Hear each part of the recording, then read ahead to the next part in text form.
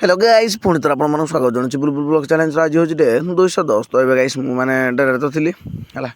तो ये मैंने पूरा गाधे पाधे पूरा पूरा रेडी हो जाए खाई खुई पूरा रेडी हो जाए घर को जीवु हो गला 2टा ना 2:30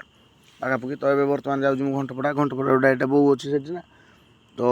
से बो को धरिकी गोटे जीवु आज भी यात्रा होगी आज भी आ कौन देखो घर कम बहुत अच्छे सत कथा बो भी आड़े अच्छे ना से तो आम बर्तमान मु घंटपड़ा डायरेक्ट बो को धरिकी बर्तमान आम तालचेर पटे बुलिकी से देलपड़ा पटे आसिकी आम बर्तमान जो आम कंढाल रास्ता माने डायरेक्ट गोटे एन एच से पहुँच जाए डायरेक्ट ये आसिक मुझे भिडियो बनाऊँ तो चलो डायरेक्ट समल जाए भिडियो बनाऊँ तो बर्तमान आम पहुँच जाइए आम समल ये सब कैनाल रोडटा तो चलो डायरेक्ट घर को जाके आप तो कथा तो ये गाइस मैंने घर को जाइए घर आसती बारे गाँव आड़े तो अजी कहला चल टे नदी आड़े बुली बुलाक आसा बस बसाई मुझे हाँ चल मोर भिडियो एडिटिंग करार अच्छी चल भी सीधे पूरा सुनसान भिडियो एडिट करा